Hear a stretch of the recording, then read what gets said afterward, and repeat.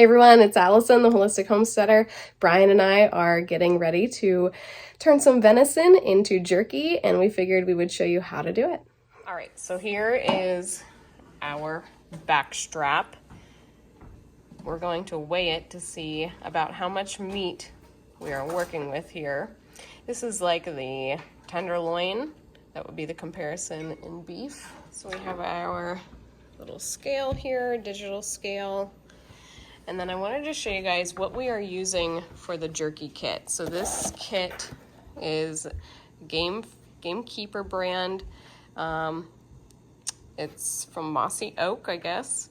And this is the original jerky seasoning kit. It includes all seasonings and a cure for up to 15 pounds of meat.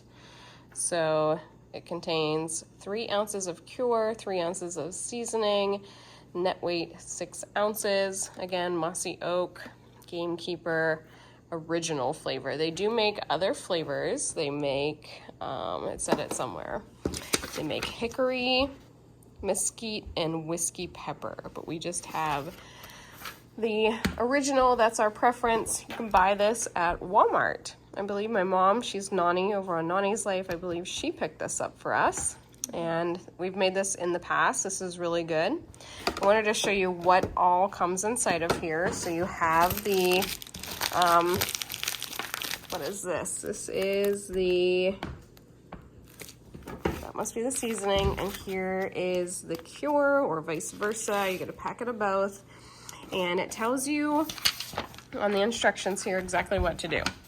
So it says, before you begin, it suggests that you make a batch of jerky using exactly their proportions before you go experimenting with tastes of your own. It says, when using wild game, freeze the meat for at least 60 days at 0 degrees Fahrenheit before preparation as a precaution against parasites. To prevent cross-contamination, clean and disinfect all surfaces and tools before and after use. That's pretty standard. So there's our instructions, and it does give you the directions of how to make muscle jerky versus the ground meat jerky. Today we are going to make the full flavor muscle jerky, and we're going to first weigh our meat, and then we're just going to follow the instructions that are here. You do refrigerate the mixture on the meat. You do refrigerate it for a day at least to help the meat take up the flavor, to marinate it. Yeah, so here are all of the instructions. I'll have to dig my dehydrators out. We just got those on an Amazon Prime Day deal. They were like 50% off, and it was a great snag. Here we have the big old back strap. He has really well sharpened knives. That is the key to successful butchering. We do butcher all of our own venison. We've taken it places in the past, but we find that doing it ourselves is almost better in a lot of ways. It is better, technically. It saves the money because having a deer processed can be pretty expensive. We also know that this is the deer that he harvested. This isn't somebody else's deer that you're getting. So we know exactly where this deer ate, where it lived, how it was, how it was in its natural element, and you're not getting somebody else's random deer. So he's just trimming off all of this fat. This is just how we do it, and obviously we are using the back strap. You can use a roast, you can use the spare pieces of meat. This back strap was left over from a different deer, and Brian said, hey, let's just turn it into jerky. And I questioned his decision because I'm sure that there's other cuts of meat that would make good jerky, but this is just what we're doing. You can use just about any kind of meat you want off of the deer. He's cutting off, I'm going to show him that silver skin that you just threw in there. He's cutting off what they call silver skin. It has like this shiny, shimmery silverness to it. And it's very chewy, very, very chewy. So you always try to get rid of that silver skin. We also raise and butcher our own meat chickens as well, and turkeys too. So deer is not the only thing that we harvest, but we really like knowing where all our meat comes from. Meat does not just show up on a Walmart shelf, guys. Some of you probably think that's how it works, but that's not how it works. So we like to raise our own animals. We know how they're treated. We know what they're fed. That's the way that we prefer to do it. Hopefully someday we can raise cows and pigs. Been there, done that. Brian has been there, done that. Yeah. Preferably cows. I would prefer to have Black Angus beef. My great-grandmother, we have pictures of her and her family.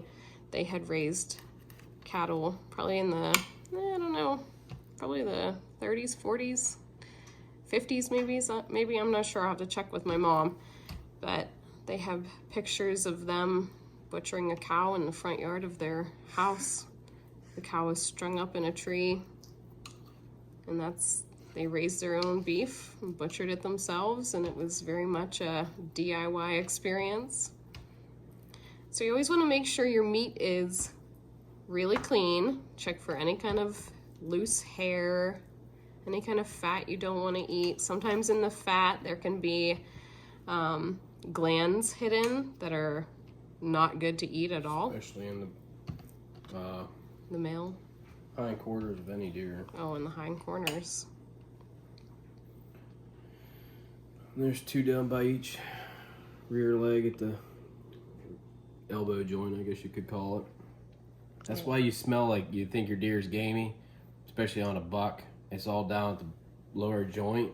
If your meat tastes gamey, it's because you got that gland smell and you handled your meat. You didn't wash yourself clean good after you skinned the hide, and you got that on you, started touching your meat, and that's why you're gonna start tasting stuff that tastes gamey.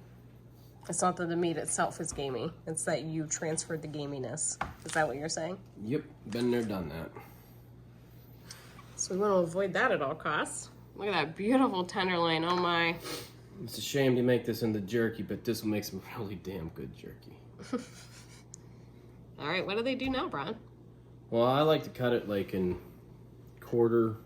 I'll trim this up a little bit more, but it'll be like a 1/4 inch thick the whole way through, and then we'll be ready to go right into the brine. The marinade.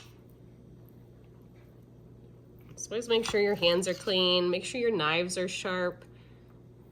We recently bought an electric knife sharpener, and boy has that been nice. We did it manually all these years, but we bought an electric knife sharpener, and that is really awesome. That's some pretty thick there, Brian. Well, they're gonna shrink.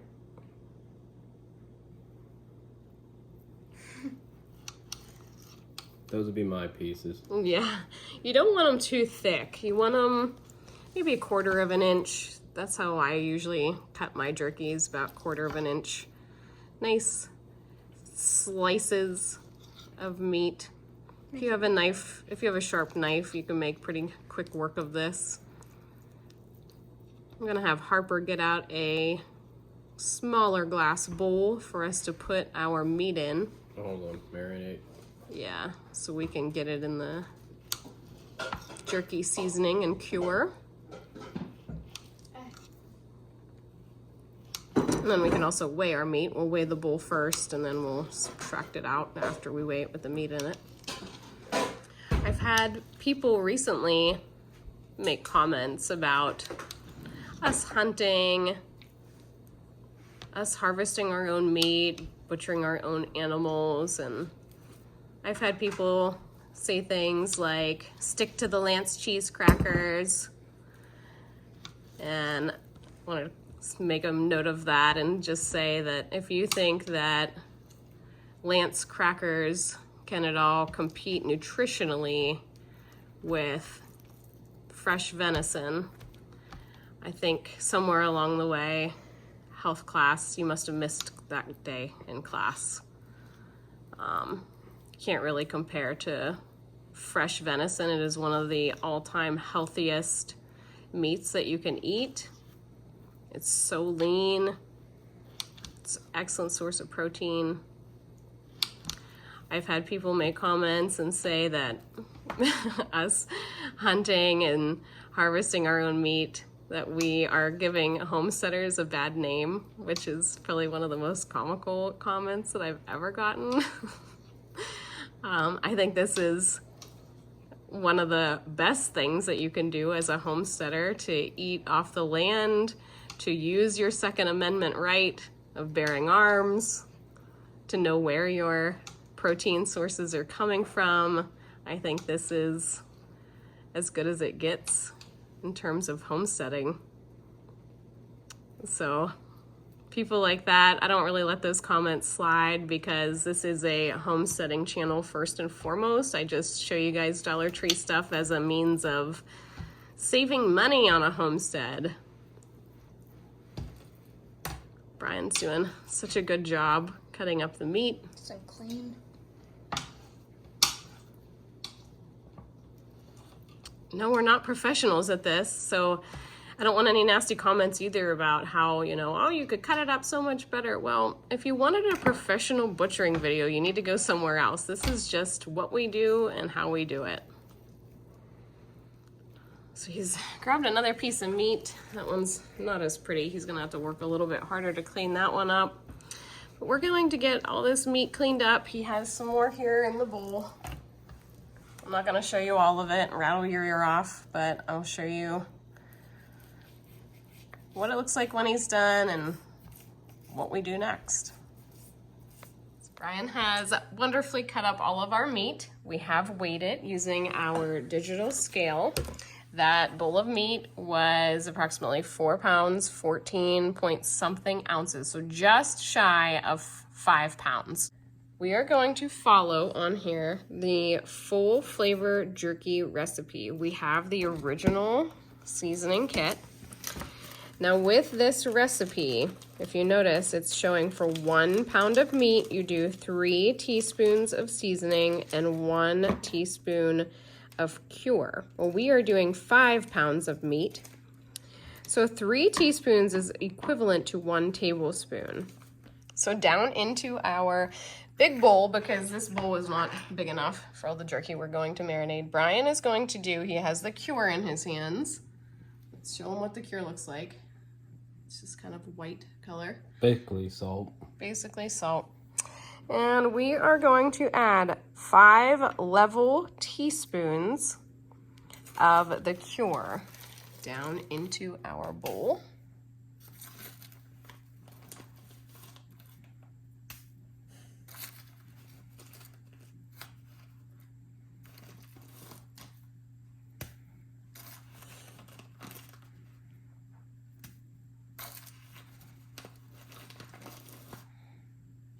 There's number 5. And now we need, like I said, 3 teaspoons is equivalent to 1 tablespoon. So we're going to use 5 tablespoons of seasoning.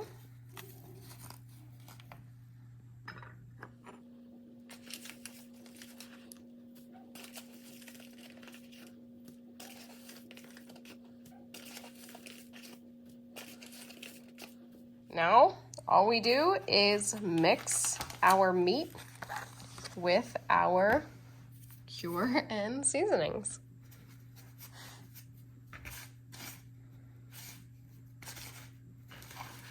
Brian's gonna take the time to crush up any big chunks he sees.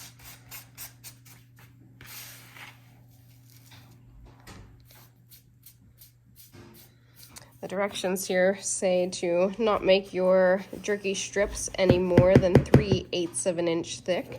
Like I said earlier, I prefer mine to be about 1/4 inch thick. So now he is going to mix the meat up with the seasonings. So we just had a little powwow here, and instead of adding all that meat down into this bowl, we're gonna put the seasoning on this paper plate. We're gonna put a layer of meat down, and we're gonna sprinkle the seasoning over top of it. And then we're gonna add another layer and just repeat the process until each layer of meat has some seasoning, and then we will mix it all to combine.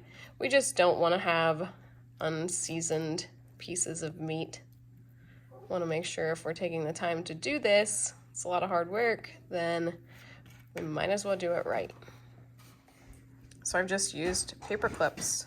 I folded the bags up like you would a bag of chips, and I just paper clipped them shut. I'm gonna stick everything back in our box, and when we're ready to make our next batch of jerky, we have our kit ready to go.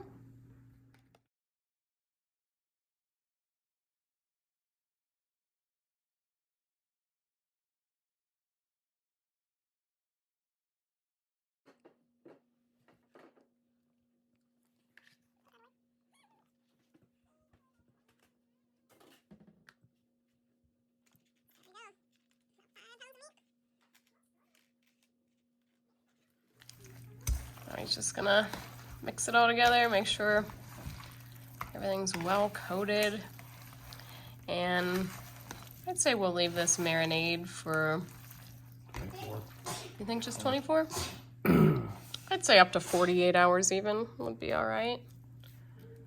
And I would stir this every, I don't know, 8 to 12 hours. I would probably just give it a good stir. Doesn't hurt it to do that. So he's gonna, wow, add in the rest of this mixture. You don't really want any of this to go to waste. That's what's gonna make it the full flavor.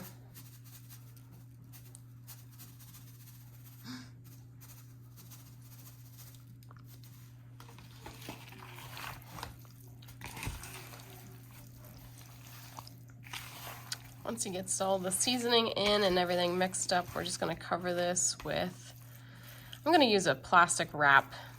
Now, I like to use beeswax wrap if and when possible, but on raw meat like this, I'm gonna just stick to the plastic wrap. And we'll just stick it in the fridge for at least 24 up to 48 hours, and then it'll go in the dehydrator. And we'll show you that step next.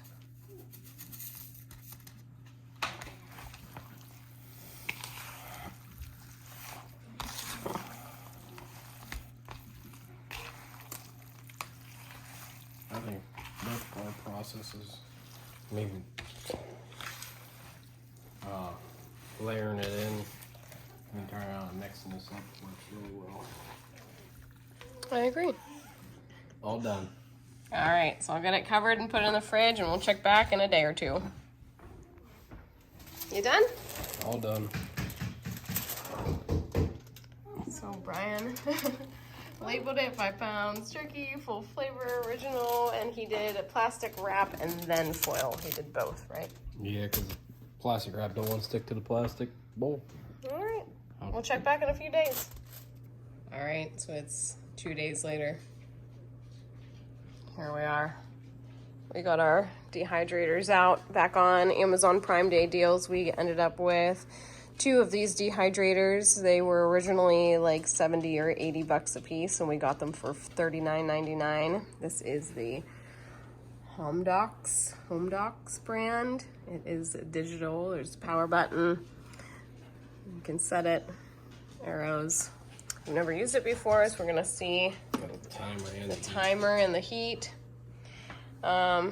We have our jerky here. It's been marinating. We have 5 pounds of jerky, and it's been marinating for the last 2 days, about 48 hours. Now what Brian is going to do is he is just going to go tray by tray. This is an 8-tray dehydrator. The instructions on it say that it should take approximately 9 or 10 hours, and you are supposed to rotate trays approximately every 2 hours. So it's 5:45, and Brian gets up very early for work some days, so he's gonna do that tonight, and he's gonna rotate trays. Harper's gonna do it before she goes to bed, and London said that she's going to take the midnight shift. I don't know if that'll happen or not, but if we miss one rotation, it probably won't hurt. But you're supposed to rotate the trays every couple hours just for even air distribution. And you don't really want the meat touching in any fashion. You want enough air to circulate the whole way around every piece of meat. So we've washed up 1 dehydrator so far, and we'll see. I have a feeling this 5 pounds of meat will fill this 1 dehydrator, and I doubt that we need to use the second dehydrator, but we will if we have to. It'll be all right.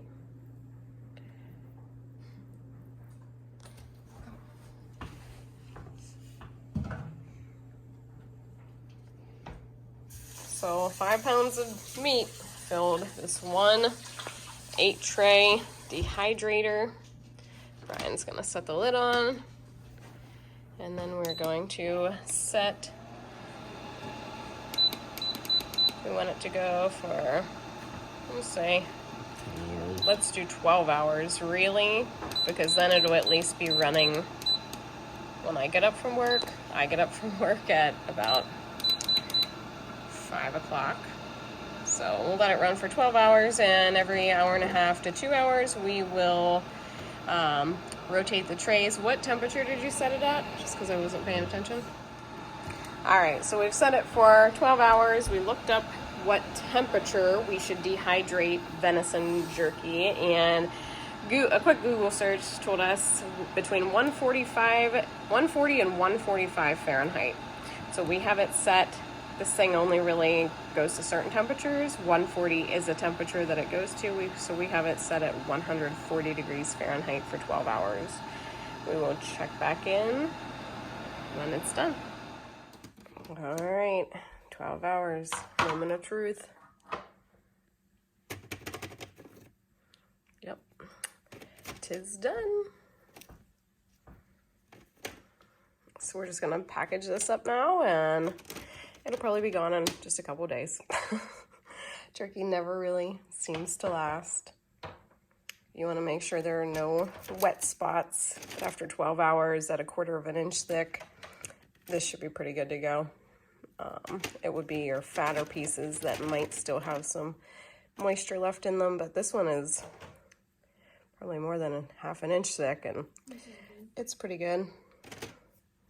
So there you go, everybody. There's how you make venison jerky. I hope you have enjoyed this video. Make sure to check out my store tab, hop over to my website, all the things. I appreciate each and every one of you. Thank you for watching. Thank you for commenting. We will see you next time. Bye.